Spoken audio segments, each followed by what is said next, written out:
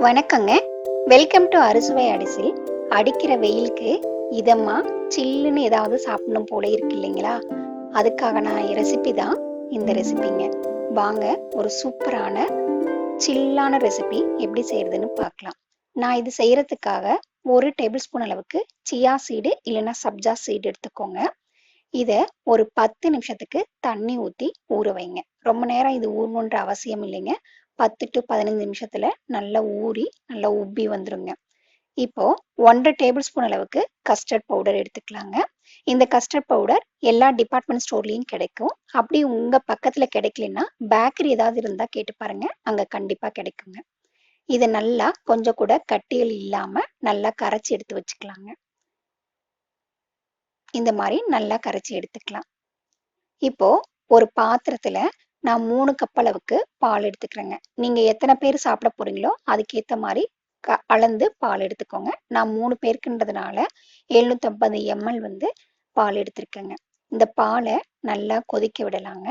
இதுக்கு தேவையான அளவுக்கு சர்க்கரை போட்டுக்கலாம். நான் 3 பேருக்கு தான் பயன்படுத்த போறேன்றதுனால 3 டேபிள் ஸ்பூன் சர்க்கரை எடுத்திருக்கேங்க. நீங்க உங்க ஸ்வீட்டுக்கு தகுந்த மாதிரி சர்க்கரை போட்டுக்கோங்க. நல்ல பால் இந்த மாதிரி கொதிச்சு வரும்போது நம்ம கலந்து வச்சிருக்கிற கஸ்டர்ட் பவுடரையும் இதோடைய கலந்து விட்டு கொஞ்சம் கூட கட்டிகள் இல்லாம நல்லா கலக்கிட்டே இருங்க. இந்த கஸ்டர்ட் பவுடர் ஊத்துனதுக்கு அப்புறம் கொஞ்ச நேரம் பால் கொதிச்சு வரணுங்க.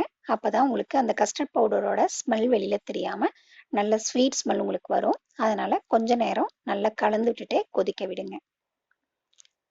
இது கொஞ்சம் கைவிட்டிங்கனாலும் இது அடியில கட்டி பிடிச்சிருங்க. அதனால கொஞ்சம் கூட கைவிடாம நல்லா கலந்து விட்டுக்கோங்க. இந்த மாதிரி பதத்துக்கு வரணுங்க. கொஞ்சம் கட்டிப்பட்ட மாதிரி இருக்கணும். அந்த சமயத்துல அடுப்பை ஆஃப் பண்ணிடலாங்க. அடுப்பை ஆஃப் பண்ணிட்டு நீங்க இதை வெளியில எடுத்து வச்சு நல்லா ஆற விடுங்க. ஆறுனதுக்கு அப்புறம் ரெஃப்ரிஜரேட் பண்ணீங்கனாலும் ஓகே. இல்லை உங்களுக்கு அந்த அளவுக்கு சில் தேவையில்லை அப்படின்னா வெளியில ஆறுன அளவுக்கு ரூம் டெம்பரேச்சர்ல இருந்தாலே போதுங்க. இப்போ நான் இந்த மாதிரி 3 ஆப்பிள் எடுத்து சின்ன சின்னதா துருவி எடுத்துக்கிறேங்க. நீங்க உங்களுக்கு ஏத்த மாதிரி கூட துருவி எடுத்துக்கலாம். உங்களுக்கு துருவல வேணாம் அப்படின்னா ஆப்பிள கட் பண்ணி கூட நீங்க எடுத்துக்கலாம். ஆனா சின்ன சின்னதா இருக்கணும். அப்பதான் இந்த டிஷ் சாப்பிட்றதுக்கு சூப்பரா இருக்குங்க. ஆப்பிளையும் இதோட கொட்டி நல்லா கலந்து விட்டுக்கலாங்க. இது கூடயே ஏற்கனவே ஊற வச்சு வச்சிருந்த சியா சீடையும் நம்ம இதோட சேர்த்துக்கலாங்க. இப்ப சியா சீடு நல்லா ஊறி வந்திருக்கும். இந்த மாதிரி உப்பலா இருக்குங்க. இது நல்ல குளிர்ச்சியும் கூட உடம்புக்கு. இந்த மாதிரி வெய்ய காலத்துல நம்ம எல்லாருமே இந்த சியா சீடு எடுத்துக்கிறது ரொம்ப நல்லதுங்க.